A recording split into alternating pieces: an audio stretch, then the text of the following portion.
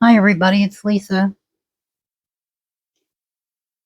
I've been trying to think of something new and interesting to do with junk journaling or new techniques that we can use that not a lot of people use. And I came up with this idea long ago when I first entered into my arts and crafts phase of my life. I saw what was called quilling or paper quilling. And they take little tiny strips of paper, like so, and curl them up and make little designs.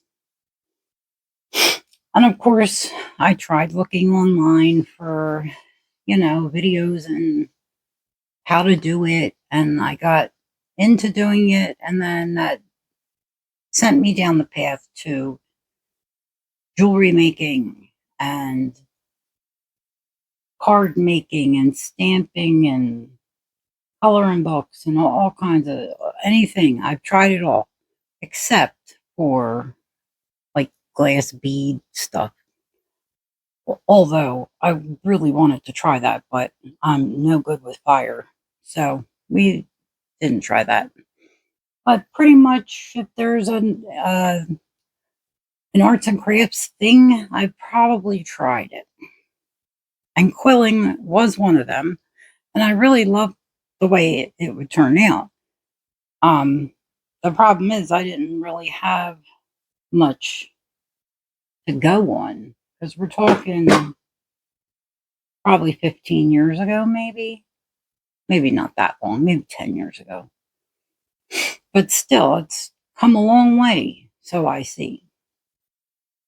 I was thinking what could be a flat thing that we could incorporate into a journal, that wouldn't cause problems. So I thought on a cover of a journal, it would look awesome to have some little quilling flowers and stuff like that. I'm just looking around to see where the heck I put my little demonstrations.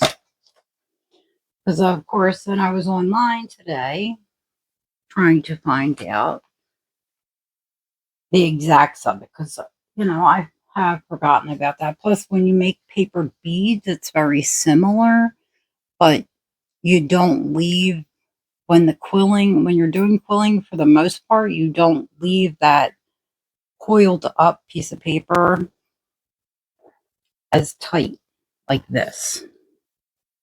These are the little tiny coils that you could use for making paper beads. I mean, these can also be, sorry for my bracelet, they also can be the inside part of a flower when you're doing the quilling.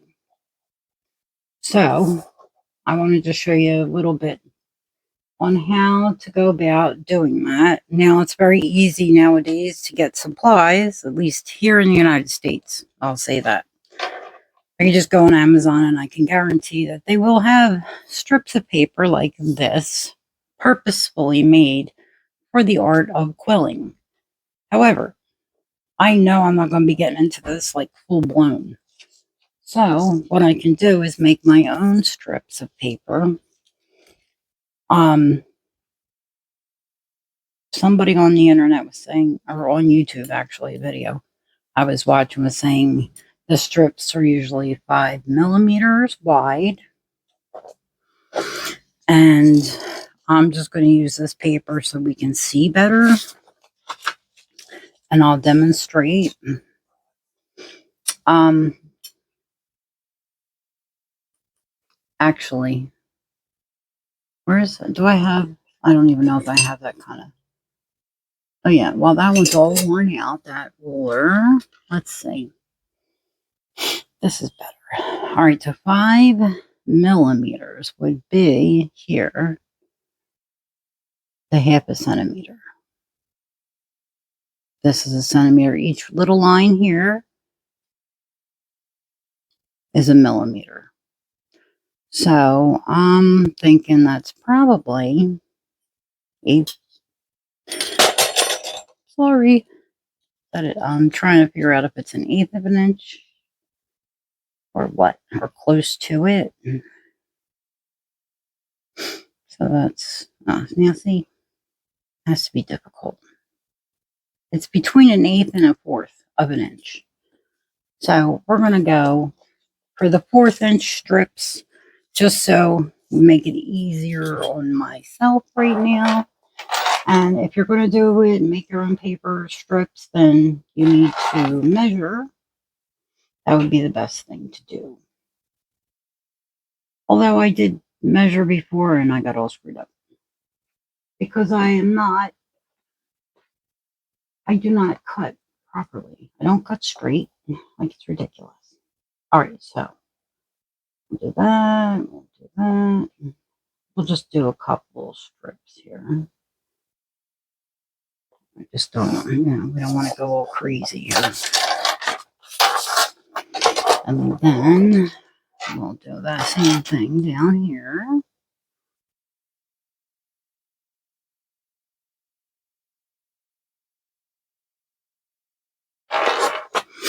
And then we'll try to use a new cutter here. Paper cutter machine. Okay, so that actually looks pretty straight. And then we get these little strips. We cut the rest of these real quick.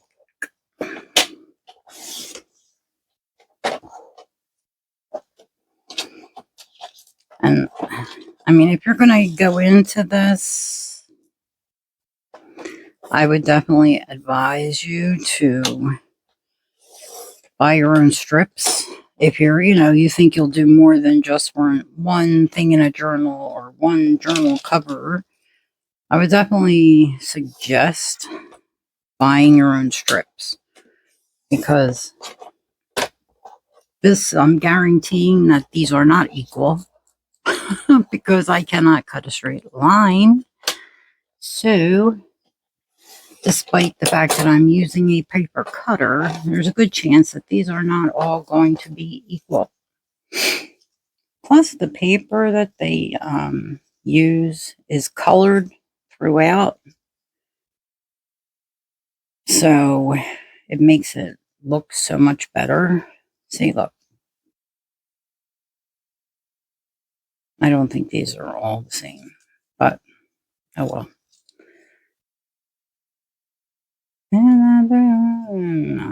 Maybe a little bit. Now, I've seen people using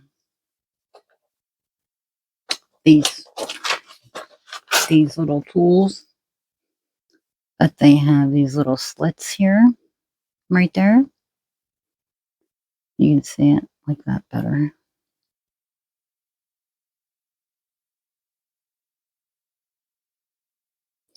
And what they do is they put the paper in that slot. Oh my, I can't see. Okay. So you put the paper in the little slit there. And you start rolling. And you want to try to keep it even the best you can. This is just like making paper beads for the most part. You can do this on a toothpick. You can do it on, they have special combs that you can use to do different effects when you wrap the paper around the comb, like hair comb. That's what it looks like. So once you get to the bottom of the piece of paper, the strip, now when you push it down so it's even, and then you let it loosen up, just like that, and then you glue it. So then we put the glue on the very tip, and then we just glue that right there. Now, we can leave it like circular like that. Or we can make little teardrop shapes, like just pinching that, like that. Or we can make, which would be good for flowers, right? Flower petals and or leaves. Or we can do teardrop, not teardrop, marquee shape, like so. As petals for the flowers. There we go. I just think it's so cool. You guys should look into it on the internet. Even if you don't want to do it, it is the most fascinating thing how they make beautiful flowers and just beautiful things. And I mean, I don't remember seeing all this online back then when I tried getting into this.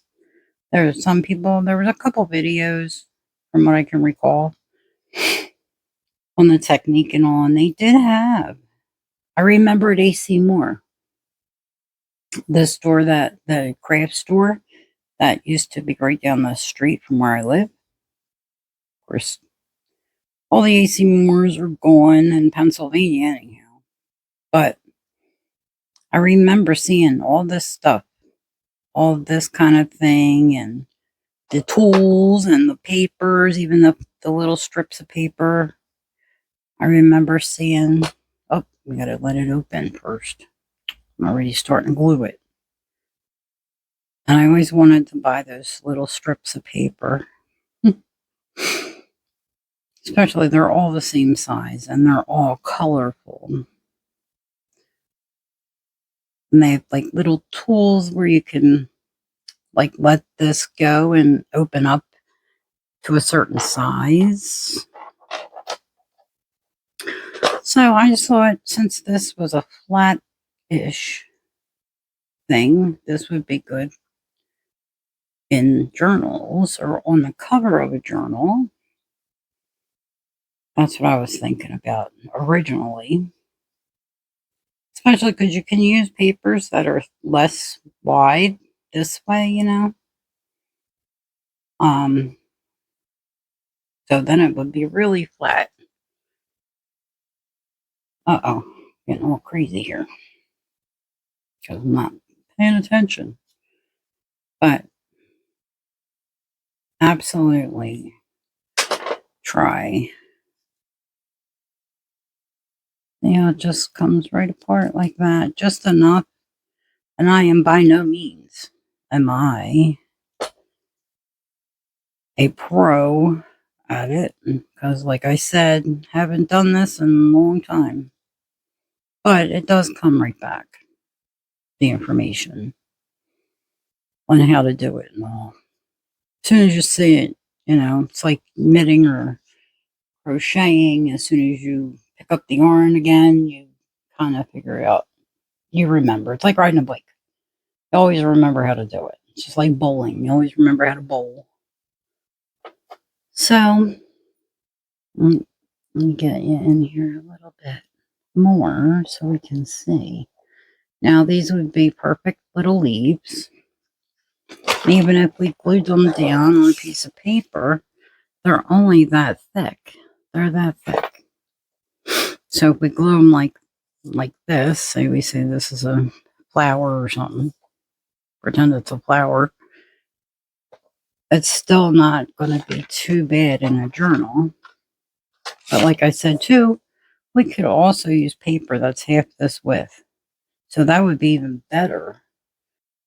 Thanks for coming along. And I will see you on the next video very soon. Thanks for watching.